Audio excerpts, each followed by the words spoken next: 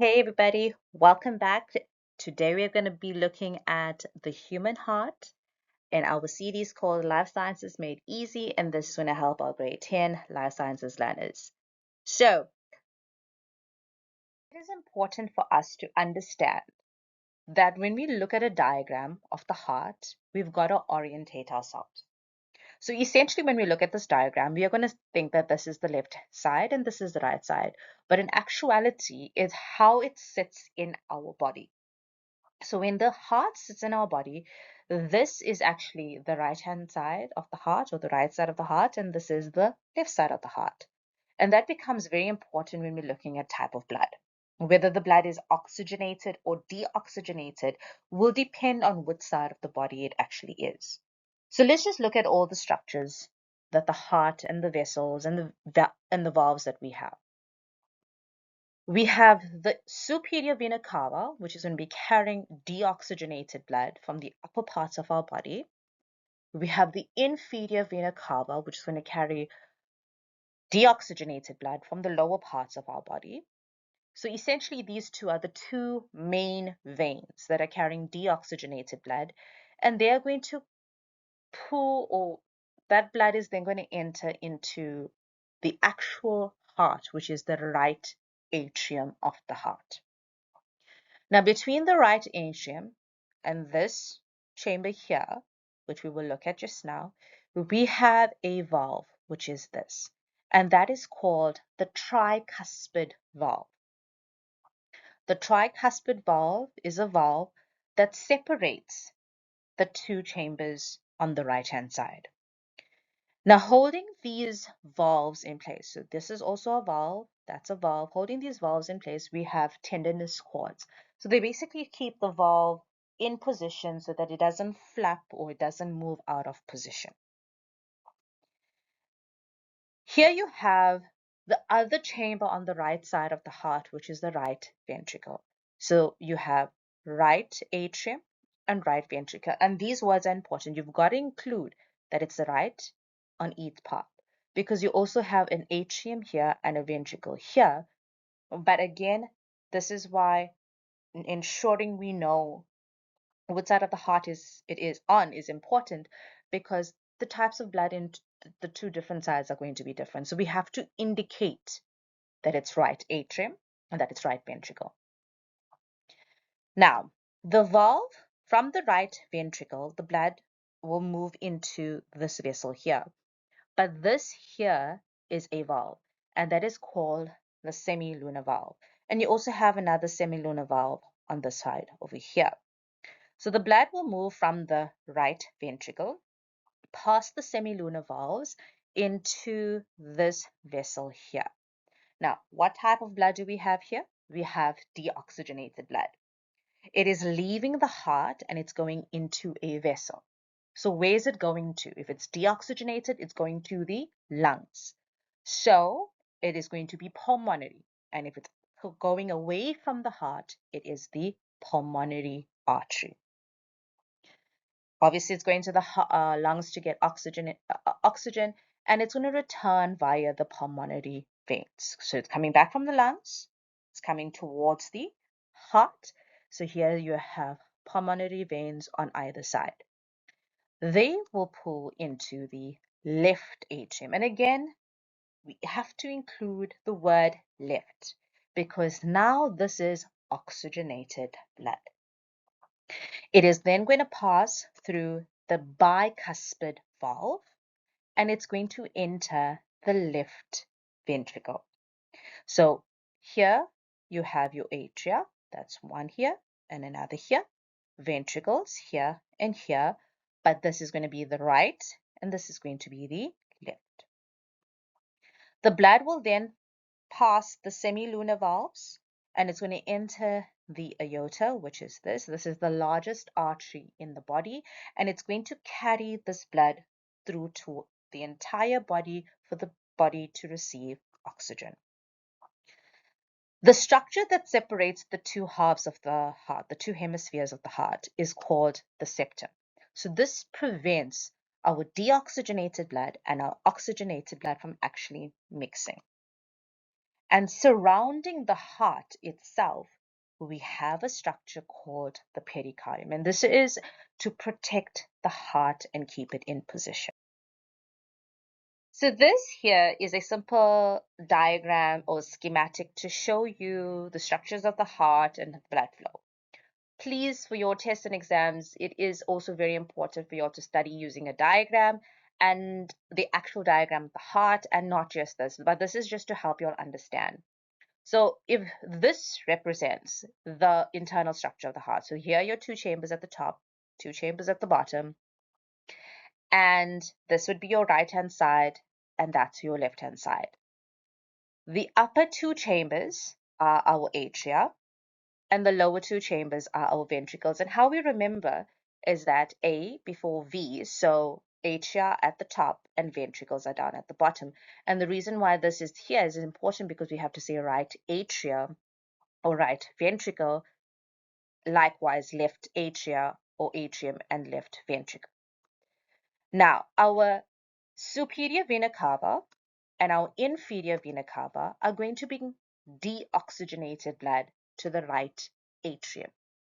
Now, for the purpose of this video, I've got it as SVC and IVC, but in your exam, please write it full terminology. This is only for the purpose of this video.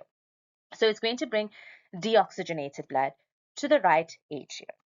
It is going to pass through the tricuspid valve, and it is going to enter the right ventricle. Once it's in the right ventricle, it is going to go through the semilunar valve into the pulmonary artery.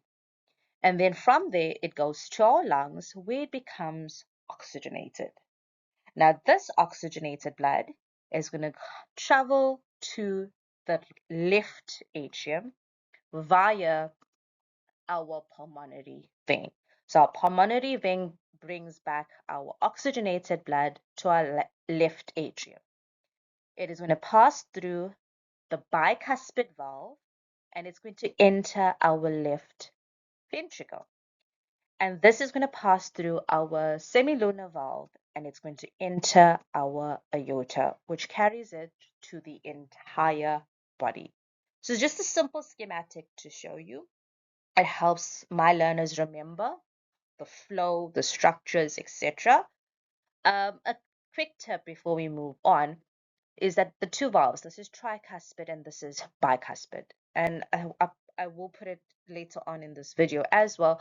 But how do you remember which one is which? Is that tricuspid has the letter R in it. So it's found on the right side of our heart. And as a result, bicuspid will be found on the left side of our heart.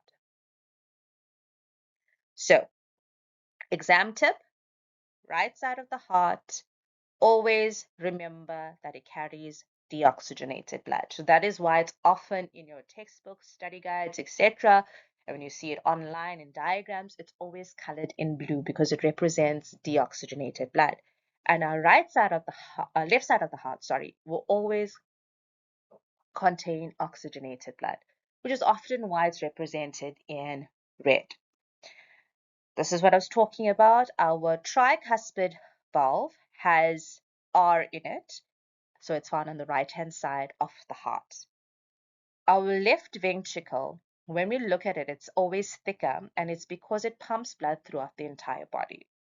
So it needs a lot more force, and that is why the left ventricle wall is a lot thicker than the right ventricle wall, because the right ventricle is only taking blood to the lungs, as opposed to the left ventricle is taking that blood and sending it through to the entire body. So here, right ventricle is a lot thinner because it only has to pump blood to the lungs, which lie right next to the heart. Before learning or after learning the structure in color, you must learn it in black and white for easy identification during assessments. And I think this is a very important tip, not only for the heart, but any structures that we learn in life sciences from grade 10 all the way up to matric. Often why learners lose marks is because they always look at a diagram in color, and then when you're writing your tests and exams, these diagrams are in black and white, and then it becomes a little harder for you to identify the different structures because they're not color coded. So after you learn a structure in color from your textbooks, study guides, from the internet, learn the same structure in black and white. You can easily download, look on the internet for black and white structures, type in black and white structure of the heart, or look at past year papers where you will find a diagram that's in black and white. And then answer or try to identify the structures on that black and white diagram. And this is going to make it a lot easier for you all to identify these structures in a test and exams. And that is, I think, the most useful tip I can give you from now in every single section, all the way up to matric. Every single diagram that you'll learn, that you'll study, that is a testable diagram, must also be studied in black and white for the purpose of easy identification during your assessment. Now let's look at an application question. Here you have a diagram of the heart. Again, your diagram is in black and white. So if you did not learn it in black and white, it's going to be a little bit more difficult for you to identify the different structures as opposed to if you learned it in black and white. So it says identify heart chambers labeled G and labeled D. So if you look at it, orientate yourself. It's found at the top, bottom, bottom. These are a valve. That's a valve. That's a vessel that's coming in here and it's sending the blood here. That's taking it out from this chamber. So this is going to be my right side and that's my left side. So if this is right and it's at the top, G is going to be my right atrium. Excuse me. This is on the left hand side and it's at the bottom. So it's my left ventricle. Write down the letter only. Now, if they say letter only, please do not write down the name. Just give me the letter only of an artery that carries oxygenated blood. So if the artery, meaning it's carrying blood away from the heart, and if it contains oxygen, it means that it's going to go towards the entire body to supply the body. So the artery that is, so this is oxygenated blood. From here, it's going to go here. So A, which is our aorta, is going to be oxygenated blood. An artery that carries deoxygenated blood. So this is the left side of the heart, which carries or contains deoxygenated blood. An artery is carrying blood away from the heart. So from here, it's going to go away. So where is it going to go to? If it's deoxygenated, it's going to the lungs. So it's going to get its oxygen in the lungs. So if it's going to the lungs, it's pulmonary artery. So the letter, because they asked me for letter, they did not ask me for the name, it's going to be B. Explain why the walls labeled E and F differ in thickness. So when they're saying explain, we got to give cause and effect, meaning give me the structure and why is that, what is the purpose of it? Why is this part thicker than this part? And it comes into my exam tip that I gave you in the previous slide, whereby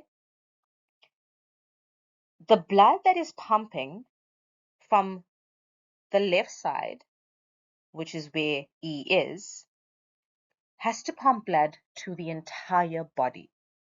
So there needs to be a lot more force.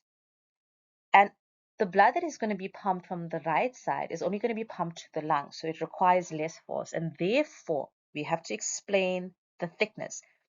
Therefore, this E is thicker than F. Now, it is important how I just answered that or labeled it, and I will show you the memo answer just now. But in the question, it didn't ask or didn't mention which one is thicker. Or they didn't say, explain why E is thicker than an F. They're asking you to defer or explain the difference in thickness. So in our answer, we've got to indicate that E is thicker than F.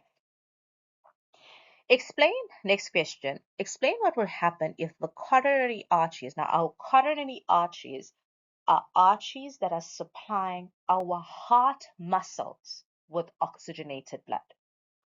So they are actually carrying oxygenated blood to the muscles and or the walls of the heart to enable the heart to actually get oxygen. And they're saying, explain what would happen to our heart muscles should these arteries become blocked with high cholesterol. Now, high cholesterol, that means we have high levels of the substance in our body, actually blocks the arteries. So the blood cannot pass through because they form a heart structure that actually blocks the artery. And as a result, our heart muscles will not receive oxygen. Because why? The artery is blocked. And if our heart muscles do not receive oxygen, they're not going to be able to contract and relax and pump blood and function. So as a result, the heart muscle will start to essentially start to die because it's not receiving any oxygen, and a person will end up having a heart attack. So let's look at the memo answers. Right atrium, again you can see, right, has to be indicated. Now look here. What did I say? In the question, it did not indicate which one is actually thicker, but it asked you to explain the difference in thickness. So we have to indicate that E is thicker than F because the left ventricle has to pump blood through to the entire body. Here you can see cardiac muscles will not receive oxygen and nutrients, and the muscle cells may die or stop contracting.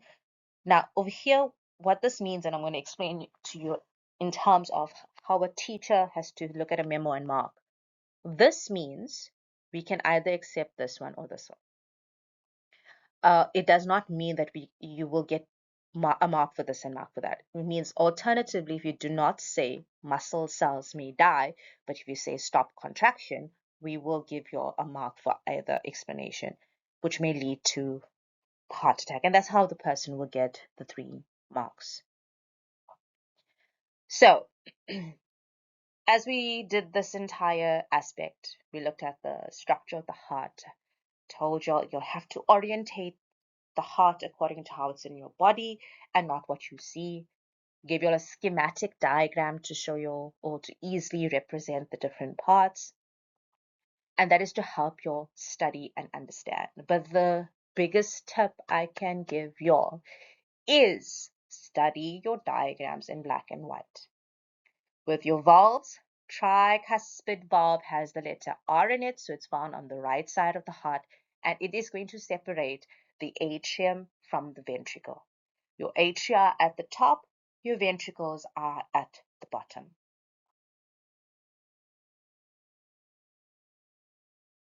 That's it for today, guys. Hope y'all enjoyed it. Until next time, stay curious and keep learning.